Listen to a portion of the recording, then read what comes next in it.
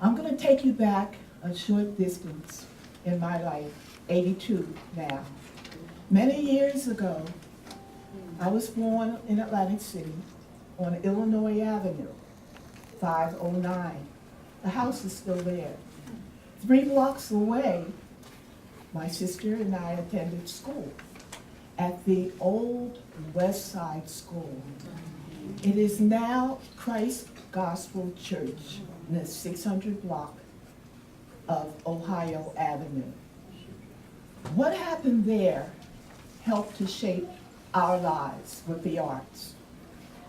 It's really interesting to see how people come full course in time as time goes on. At that school, we had a writing teacher who made sure that we knew how to write the script. And we had a wonderful art teacher who came to each class each week teaching art. I see some people nodding their heads. Her name was Miss Hester. And Miss Hester knew about Jacob Lawrence.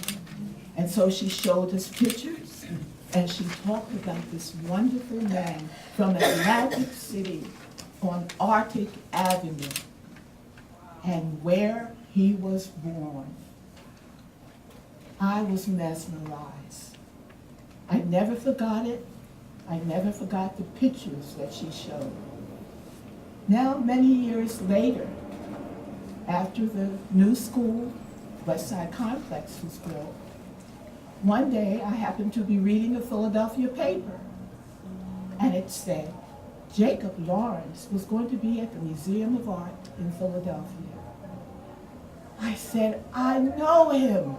I remembered him from West Side School when I was a little girl in the class with Miss Hester.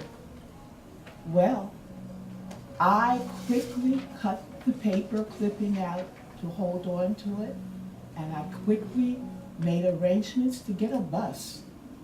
And I told my children from the Atlantic City Children's Theater, we're going to Philadelphia to meet a great man, Jacob Lawrence.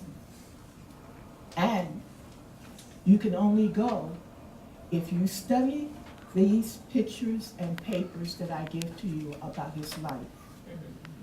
Because we don't want to embarrass Mr. Lawrence, because he's from Atlantic City. And so we got all of those brochures, Xerox, and each child, it was 45 of them. My sister, who's in the back, will attest to it because she went along with us. No child had to pay a dime to go. And we took off to see Jacob Lawrence at the Museum of Art. Well, when we arrived, the personnel that was there, they were shocked to see all of these children climbing the steps to come to see Jacob Lawrence. We went into the building and we had a room, and they wheeled Mr. Lawrence in. The children shouted and cheered as if they were at a football game. Oh, Mr. Lawrence. They were thrilled to see him. Why? He was from Atlantic City. And he could paint and he could draw, and they were mesmerized. And guess who was so happy that he was crying? Was Jacob Lawrence. Every child had a question to ask him. Every child had some wonderful statements to make about his life, what they had learned, and he could not get over it. He was so very, very happy. We spent the whole afternoon there with Jacob Lawrence, and all of the memories that came back were in my mind about Xeroxing that historical pamphlet on his life, and all the things that I watched the children asking this great man, because he had a life that was quite interesting. I don't know how many people know that after he left Atlantic City, he went to Philadelphia. And his life was really very sad at that point because the father left the home.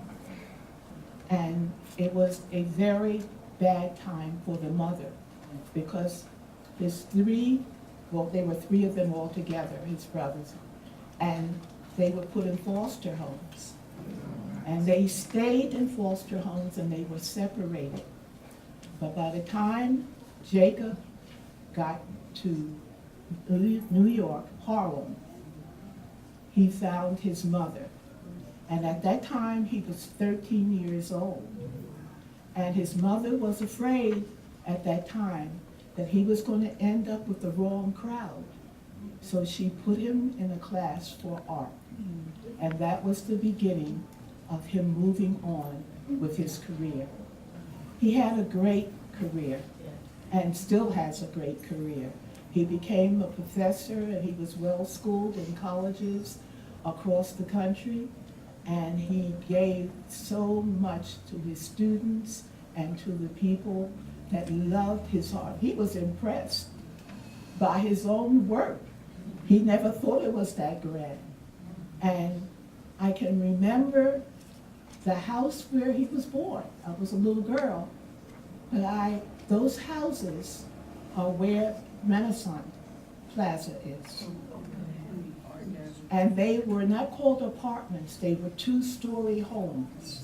And his mom had the kids on the second floor of that home. That's the back part of the Renaissance Plaza between Kentucky and New York Avenue. And on that same side of the street, down about 3 doors, was a Madison Avenue ice cream place. I don't know how many people remember Madison Avenue, but there was an office building there. So there was a lot of history. He wanted to remember Atlantic City as it was and is now, but his life was very brief here. He was born, and then he was gone to Philadelphia, and then the separation of his family. But what a wonderful history from a lady named Miss Hester. And she was a heavy-set woman, remember?